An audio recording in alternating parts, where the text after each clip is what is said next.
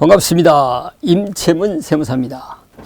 이 시간 증여세 납세 의무에 대해서 같이 한번 살펴보겠습니다.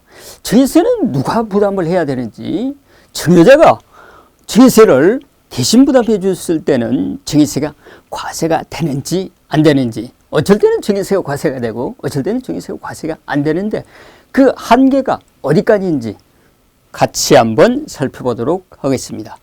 증여세 납세 의무, 증여세는 증여를 받는 사람이 세금을 내는 것은 이건 어느 누구도 다 잘 아는 내용입니다. 증여세 납세 의무자는 증여재산을 받는, 그러니까 여기서 다시 말씀을 드리면 증여재산을 받는 자, 이 사람을 이제 수중자라고 그러는데 수중자가 부담을 하게 되지요.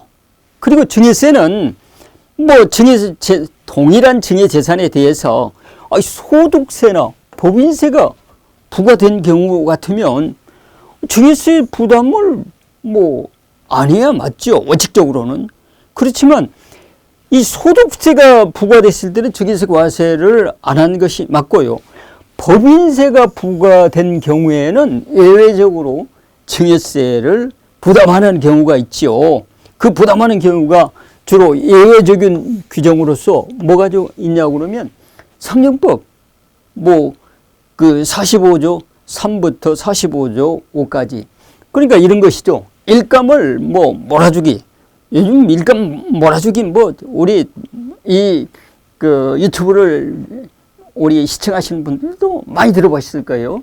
일감 몰아주기, 세법적인 용어로는 이제 특수관계와 거래를 통한 이익의 증여 의제, 이게 이제 일감 몰아주기고요. 그 다음에 이제 일감 떼어주기. 일감 떼어주기는 세법 용어로 보면 특수관계자로, 관계법인으로부터 사업기회를 제공받음으로써 얻는 이익의 증여 의제, 이익의 증여 의제. 이렇게 아주 규정상 제목이 좀 길지요. 그 다음에 특정 법인과 거래를 통한 이익의 증여 의제. 이 세 가지가 이제 대표적인 것이 법인세도 부과되고 증여세도 부과되고 그런 것이 있고요. 그 다음에 이제 제가 당연 연대납세 의무라고 제가 늘 우리 전문가들에게도 강의를 할 때도 주로 이 용어를 저만 쓰는 용어예요, 실은. 왜 당연 연대납세 의무라고 했냐 그러면 이것은 제2차 의무 지정 통지와 무관하게 이 증여자가 세금을 대신 내줘도 증여세가 부담이 안 되는 경우예요. 제2차 증여재산 가액이 과산이 안 되는 거예요. 어떤 것이 있냐고 그러면 이 수중자가 비거주자인 경우, 그러니까 수중자가 거주자가 아니고 여기서 거주자, 비거주자, 이건 국적 개념이 아니고요. 183일 이상 통상 체제하는 소재지국을 그 소재지국 거기를 거주자라고 그래요. 만약에 한국에서 183일 이상 체제하면서 직업을 가지고 있다, 그러면 한국에서는 거주자로 보겠죠. 근데 주로 외국에 183일 이상이 있으면서 거기서 직장이라든가 생계라든가 영위하는 가족이 있다든가 그러면 그 사람은 비거주자죠. 그러니까 이런 비거주자, 특히 캐나다나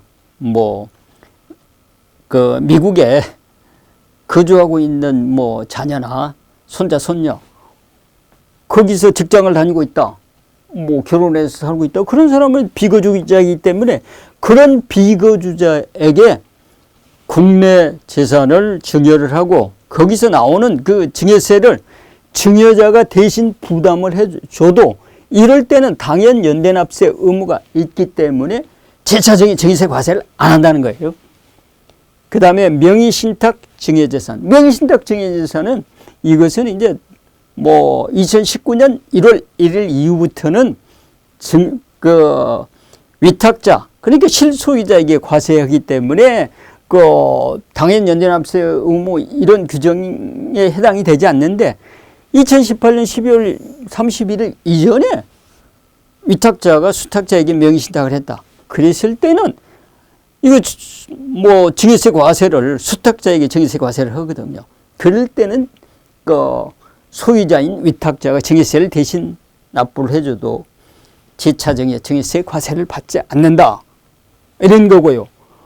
그 다음에 이제 증여자가 수증자, 이런 경우, 이번 경우가 아닌 경우로서 증여자가 수증자의 증여세액을 대납을 대신 해줬다. 그럼 제4증여, 제4증여 증여에 해당돼서 증여세, 그러니까 증여세 대신 납부해 준 거에 대해서 증여세가 또 붙는다는 거예요. 또 붙고 나서 1차 증여세를 내고 그것도 또 1차 증여세를 또 증여자가 내줬다.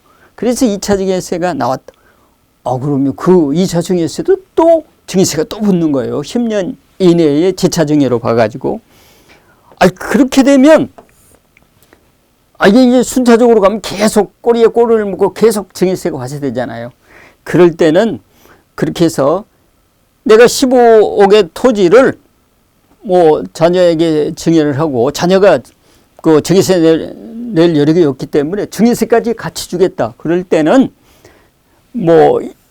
그런 것이 일반 증여다. 그럴 때는 그룹수업 산이식이라고 그래가지고 방정식을 풀어가지고 그 15억 토지와 증여세에 해당되는 금액까지 같이 증여를 했을 때 그러면 현찰 얼마를 포함해서 토지 15억을 증여를 하면 한 번에 증여세까지 내주는 증여를 완성시킬 것인가.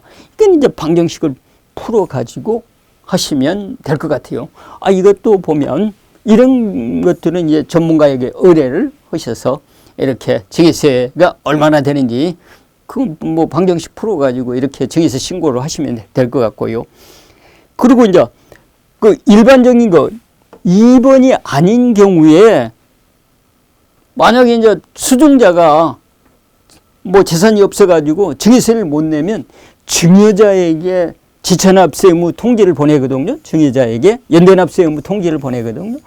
그랬을 때 증여자가 수증자의 세금을 대신 납부를 해주면서 동그라미 2번 경우가 아닌 경우로서 증여세 과세를 제4증여 과세를 안 받으려고 그러면 증여세 연대납세 의무를 통지를 받고 과세당으로부터 증여세 연대납세 의무 통지를 증여자가 받고 내주는 것은 그럴 때는 제4증여 합산 과세에 걸리지가 않습니다. 그러니까 제4증여 그러니까 증여세를 연대납세 의무 통지를 받고 그 증여세를 증여자가 내준다. 이럴 때도 증여세가 과세가 안 된다는 것. 이것을 아시면 되겠습니다. 지금까지 증여세 납세 의무에 대해서 살펴보았습니다. 증여를 하실 의향이 있으시면 반드시 그 수증자가 세금을 낼 여력이 있는지 없는지 살펴보시고 그것까지 납부세까지 감안해서 증여를 했으면 좋겠습니다. 고맙습니다.